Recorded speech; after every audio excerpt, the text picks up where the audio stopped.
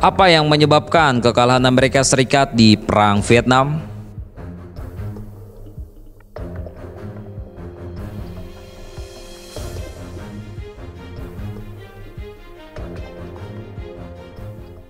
Keyakinan terhadap teori domino telah membuat Amerika Serikat secara langsung terlibat dalam Perang Vietnam dengan memberi dukungan militer dan ekonomi pada Vietnam Selatan. Teori domino yang diciptakan oleh Presiden Eisenhower bersama Menlu Dulles pada tahun 1953 mengibaratkan negara-negara Asia Tenggara sebagai kartu domino yang apabila negara telah menjadi komunis maka negara di sekitarnya akan segera mengikutinya. Hingga tahun 1966 Amerika Serikat telah menempatkan hampir setengah juta pasukan di Vietnam Selatan. Keterlibatan Amerika Serikat dalam Perang Vietnam khususnya untuk mencegah pengaruh Uni Soviet dan ekspansi China komunis ke Asia Tenggara sesuai dengan politik perbendungan atau containment policy yang menempatkan komunis sebagai musuh utama. Akan tetapi, meskipun Amerika Serikat lebih unggul dalam hal persenjataan, pada akhirnya perang dimenangkan oleh Vietnam Utara. Lantas apa sebab kekalahan Amerika Serikat? Keterlibatan Amerika Serikat dalam Perang Vietnam mendapatkan kecaman dari dunia internasional dan rakyatnya sendiri. Salah satu alasannya adalah program mobilisasi pemuda yang menginjak 18 tahun untuk dikirim ke Vietnam oleh Presiden Johnson dan diteruskan oleh Presiden Nixon. Mobilisasi ini mengingatkan rakyat Amerika Serikat pada Perang Dunia Kedua. Terbukti pada akhir Perang Vietnam, Amerika Serikat kehilangan nyawa, kurang lebih 60.000 tentaranya dan hampir 8.000 lainnya hilang. Amerika Serikat tidak didukung rakyat Vietnam Selatan meski datang untuk membela Vietnam Selatan. Keterlibatan Amerika Serikat tak didukung sepenuhnya oleh rakyatnya. Rakyat Vietnam Selatan justru mendukung Vietcong dan Vietnam Utara. Salah satu penyebabnya adalah karena tentara Amerika Serikat bertindak sewenang-wenang, seperti membunuh penduduk sipil yang tidak berdosa lantaran dituduh bersekongkol dengan Vietnam Utara. Selain itu, kendaraan perang Amerika Serikat banyak yang merusak lahan pertanian sehingga membuat rakyat murka.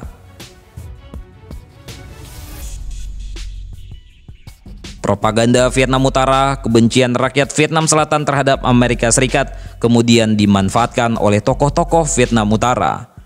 Tokoh-tokoh Vietnam Utara selalu menyebarkan propaganda bahwa Vietnam Selatan dan Utara adalah satu, sehingga mereka harus mengusir Amerika Serikat. Mereka juga menyamakan Amerika Serikat dengan penjajah Prancis, sehingga semangat untuk melawan dari rakyat selatan pun tinggi.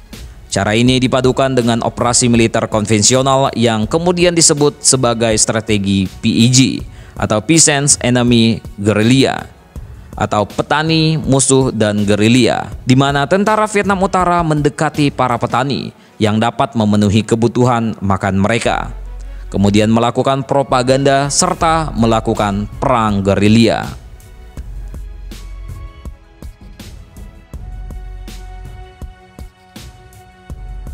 Sejak melawan Prancis, baik Vietcong dan Viet Minh telah menguasai jalur-jalur penting, termasuk terowongan rahasia yang oleh pasukan Amerika Serikat disebut sebagai terowongan maut. Terowongan yang terkenal adalah terowongan Chu Chi, yang letaknya sangat strategis untuk menggempur tentara Amerika Serikat di Vietnam Selatan. Perlengkapan seperti barak-barak, fasilitas kesehatan, dan logistik juga telah tersusun rapi di bawah tanah. Hal itulah yang membuat pasukan Vietcong dan Viet Minh lebih unggul dari Amerika Serikat, yang notabene-nya memiliki persenjataan lebih canggih. Amerika Serikat meremehkan Vietcong. Amerika Serikat juga selalu membedakan Vietcong dengan tentara Vietnam Utara atau Viet Minh. Menurut Amerika Serikat, Viet Minh adalah agresor, sedangkan gerilya Vietcong hanyalah pengacau. Oleh karena itu, Amerika Serikat selalu meremehkan Vietcong dan lebih mengkonsentrasikan pertempuran dengan Viet Minh. Selain bertempur secara hit and run, pasukan Viet Cong berhasil memenangkan perang dengan membangun daerah kantong-kantong besar dekat perbatasan Vietnam-Kamboja.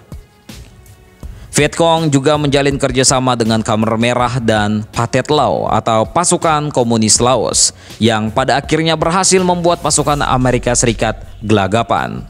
Akhirnya pada April 1975, akibat gempuran dari Viet Minh dan Viet Cong, Vietnam Selatan jatuh ke tangan komunis. Sementara Amerika Serikat harus menelan pil pahit karena harus angkat kaki dan menerima kekalahan pertamanya dalam peperangan melawan negara berkembang di Asia Tenggara.